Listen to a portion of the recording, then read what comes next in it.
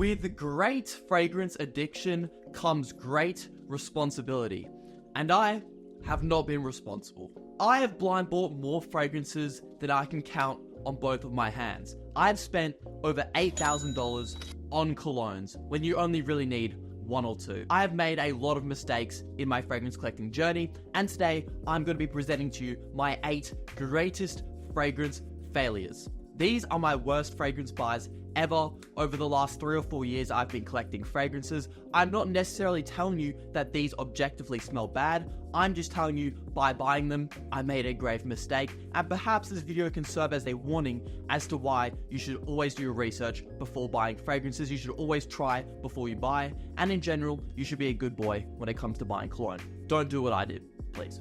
Before I get started, if you like the video at any point, please subscribe to the channel. It costs you nothing, but helps me out and helps the YouTube algorithm push out my videos to all of you beautiful faces even more. Starting off with the first top 8 fragrance regret, we have got Mancera's Tonka Cola.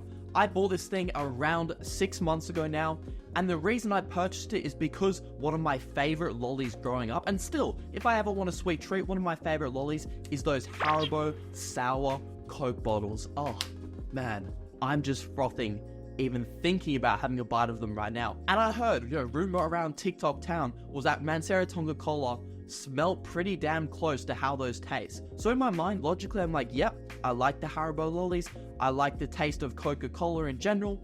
I'm gonna love also smelling like a Coke bottle. No, turns out I prefer tasting and drinking Coca-Cola rather than actually smelling like it. With this fragrance, you get a boozy rum note, you get a cherry note, and you get a very, very strong Coca-Cola note. To me, it does kind of smell like Dr. Pepper, Coca-Cola, that type of vibe. The performance as well is super, super strong on your skin. However, every time I wore this thing, I would never get compliments. I would literally just get, you smell really interesting. Do you smell, is that Coke? Like, I had a friend, the first time I wore this, I got in the car, and he was like, am I tripping right now? You smell like Coca-Cola.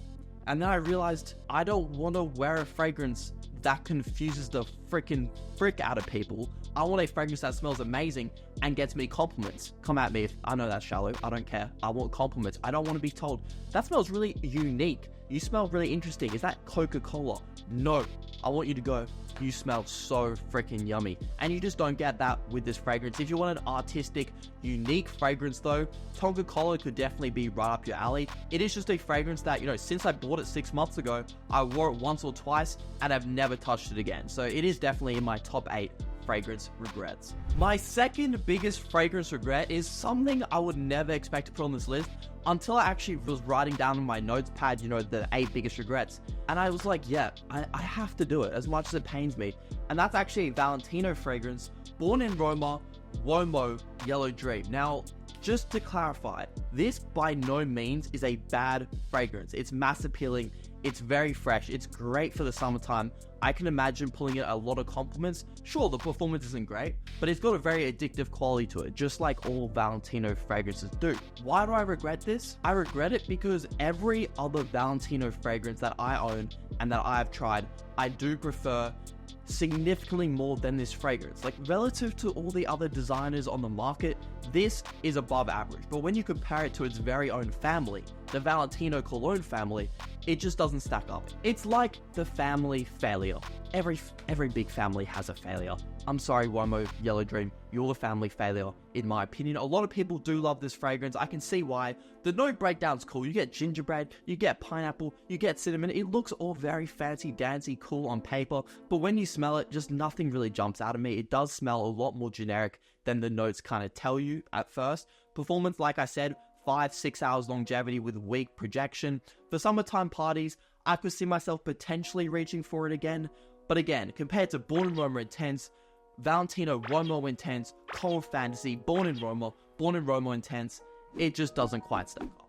The third biggest fragrance regret that I have is this recent pickup right here. Burberry Hero Eau de Parfum. Let's give it a smell again.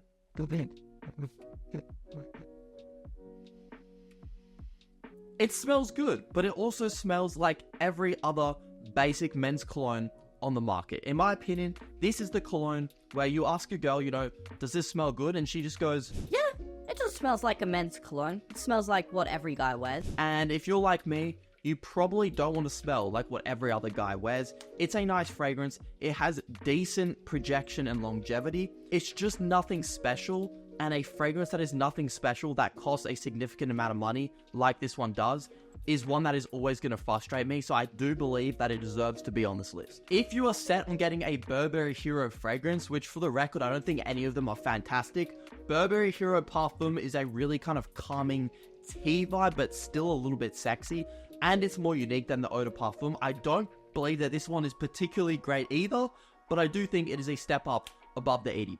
My fourth fragrance regret, I don't know if I would count this as just a fragrance regret. I would say it's a batch regret. It's the year I bought it regret. 2024 Rasasi Hawas.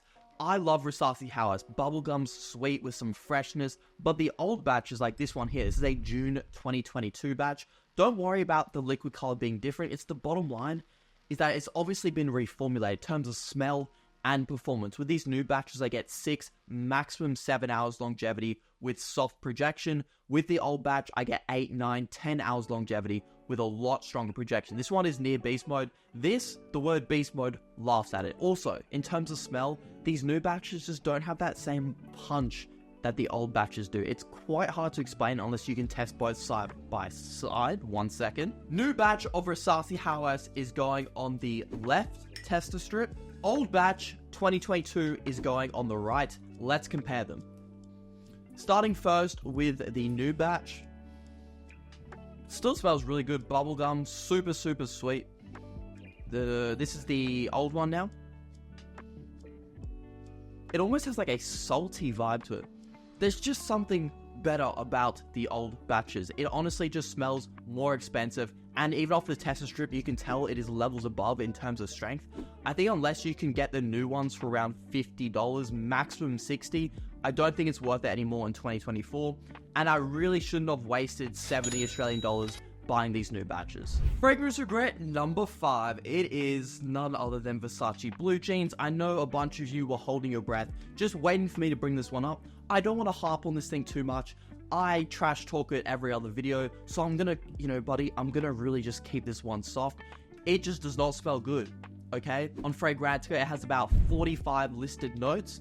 The only thing I pick up on is rotten tree bark and the smell of old people combined into a fragrance. It smells very old school, very barbershop-like. It is very fresh, and there's a lot of florals. That is kind of the only thing I can pick up on.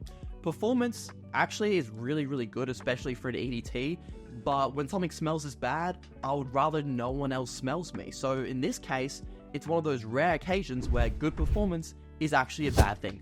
Moving on, please. At the number 6 spot is an extremely tough one for me to talk about, guys, and is Gucci Guilty X-Straight.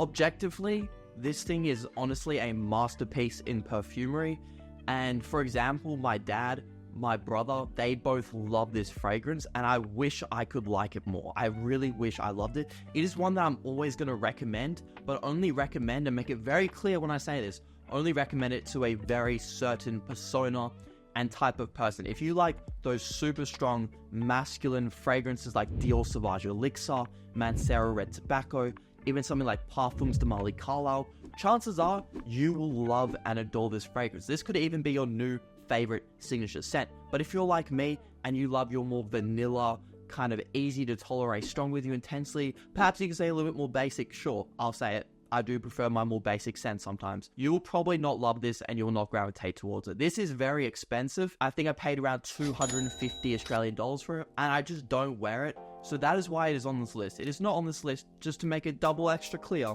because it is a bad fragrance that doesn't perform. This will probably get hella compliments if you can pull it off. It is just not something I'll ever wear. I want you to respect that. I think I made my point pretty clear. I think I made it clear. If you like very strong, masculine, fresh, lavender-heavy barbershop fragrances, definitely check this out though. But if you think your preferences are more like mine, I would stay the hell away from it. We have already made it to the number 7 spot. We are looking at Versace Eros Flame. Since I trash talked this in my review about a month ago now, it has actually grown on me quite a lot. If you're wondering, Finn, you've used so much of that bottle, how is it one of your regrets? I actually sell fragrance samples at fbfragrances.store. You can go to the link in my bio, not the link in the bio, it's not TikTok. You can go to the link in the description, use code FB10 at checkout if you want, you can get an additional 10% off all my samples and decants. Everything you see there in my collection, you can get samples of if you live in Australia. The reason I regret buying this, even though I am starting to like it more, is because it is just too similar to the Creed Aventus DNA. And I'm just not a huge fan of the Creed Aventus smell. It's not something I often reach for. I don't own a bottle of Aventus. I have a lot of Aventus inspired fragrances, but even those I don't reach for all that often. And this is one of them to add to the list. Club Nouveau Intense Man, Mont Blanc Explorer, Mind Games Blockade, I just don't gravitate towards them that much. This has a more citrusy kind of lemon take on Aventus, which I can appreciate. At least they didn't just rip it off one for one. Cough, cough, Mont Blanc Explorer, but it's still, again, not something I really wear, not something I plan on wearing a lot in the future, unless you want the Creed Aventus smell, but you want to replace pineapple with lemon.